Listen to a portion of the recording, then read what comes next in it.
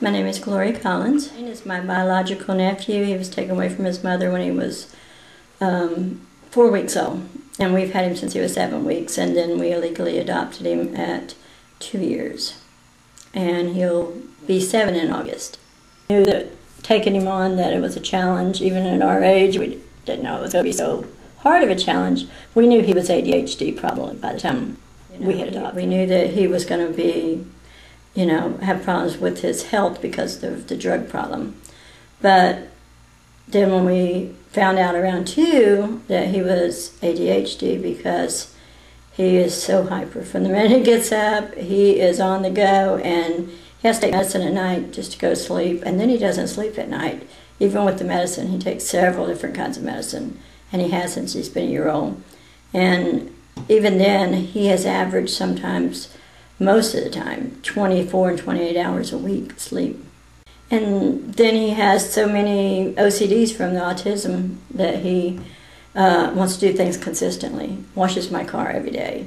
He has to go down the same road to go to school. He has to sit in the same seat at the bus. I try to be patient with him, and try to teach him some techniques too, because he'll come in the room and say, "I'm mad, I'm very mad." But when you ask him why he's mad, he says he doesn't know. He can't tell you why he's mad, he just knows that he's mad. So I try to teach him to say, when he gets up in the morning, I'm only having good choices, bad choices can go away. And a lot of good times. He's a very funny, happy little boy most of the time, but then 5 minutes later he can have a mood change, and you'll find him crying in the corner, and feel good. 5 minutes later he's out running and playing.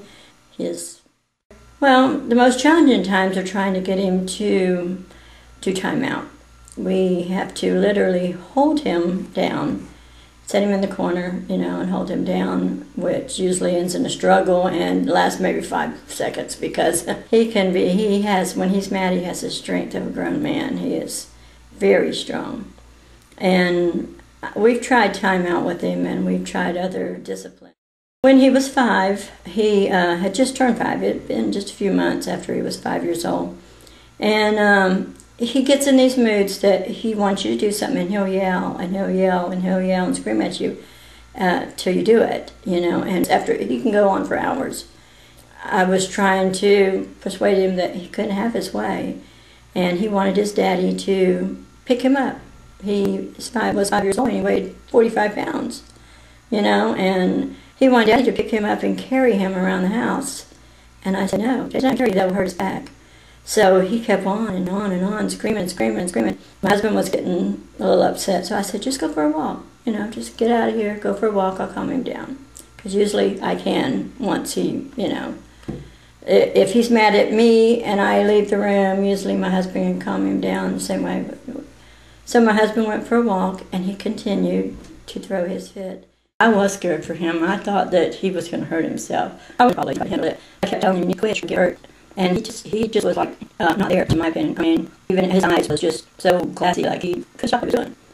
I don't think if I told him, he would have even calmed down. He threw down, I have a rack full of CDs. He threw them all over the house. He turned over my kitchen table. He turned over my living room table. He proceeded down the hallway and threw things up and down the hallway. Then he went into the bathroom and threw things all over the floor there. Went into the hallway where we have a shelf that's probably about this wide and about 6 foot tall. It takes 2 people to move it. And he proceeded to not only move it, but turn it completely around and throw it over. And then he went into his room, was throwing stuff, all kind of things. And I kept telling him, "You better stop, or I'm going to have to call the police." And he just kept on. Well, at that time, then I decided, well, I'm afraid he's going to get hurt. He's not going to hurt me, but he's going to get hurt. Something's going to fall on him, something's going to break, he'll get cut. So I called 911, and they sent a policewoman out. You couldn't walk in my house. It was just a disaster.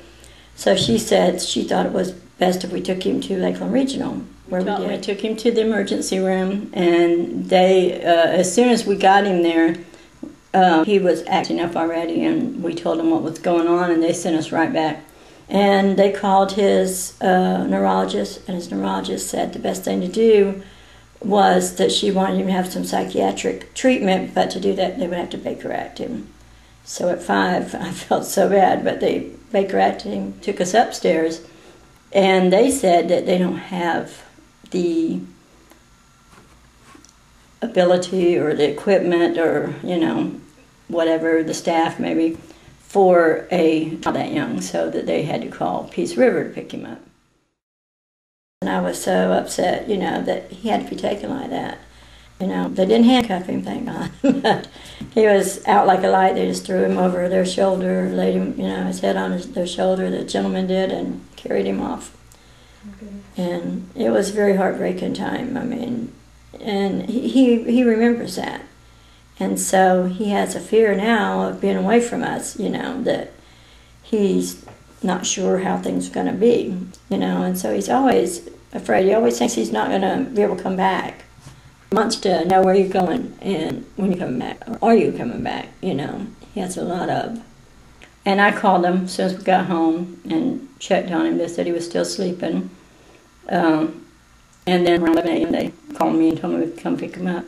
From the lady at the Peace River Center, she told me that he pretty much slept all night. So he was probably exhausted after what he had done, because he just, I've never, and hope never do, see him like that. When we went to pick him up, and they talked to us very nicely, told us, you know, the things that went on and how he was, and he was playing. In fact, he had paired up with some little kid that was about 7 or 8. So, you know, and they were playing, and he just seemed like he had just been on a little outing. That was it. We have people that come out to the house from Peace River.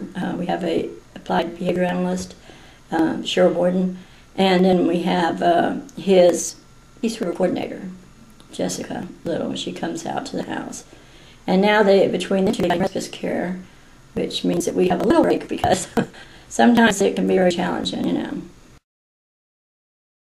Their families, I mean, they may not be ADHD, but they have to live with the person that is. And to my opinion, it's just as bad as having it, you know. So I'm hoping that, you know, that they can, I love the way that they do their outreach programs and, you know, help out all they can. And every time we've brought him to Peace River, they've always tried to help, the psychiatrist, you know, everybody's always been friendly with him. I wish it was a little bit better, but I wouldn't trade it for anything. You know, I think he's well worth it, and I wouldn't apologize to anybody for taking him, you know, and raising him, and I'd do the same thing over again if I had to, even if I knew the problems he had. Because I think that kids need somebody, you know, they need somebody to help them grow, and some kids need more than that, you know, they need extra help. I don't want, you know, there's so much stuff going on out in the world that I don't want him to get caught up like his birth mother on drugs or, you know, drinking or, you know, stuff like that. I really would like to see him live a normal as possible life that he can.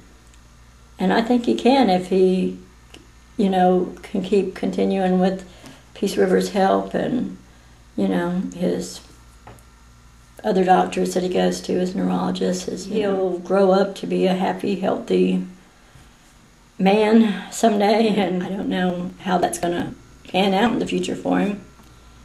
And my biggest wish is that I can live long enough to see him do it, and, you know, I'd like to be able to be around, at least he's old enough that he can be on his own, you know, and that may never happen.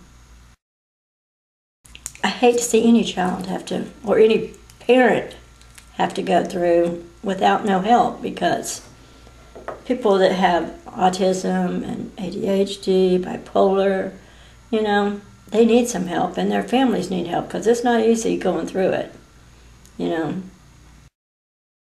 I want to say that I think that Peace River has been a really good, almost like a friend type thing lately, because without them, I don't know where it would be. I think it would be a lot easier. This, the way the economy is nowadays, it's so hard for people like me and, I'm sure other families out there, that we don't have the health care that we need, and we don't have the means to do it, and if we didn't have places like Peace River, then we would have nowhere to take our kids to get help mentally.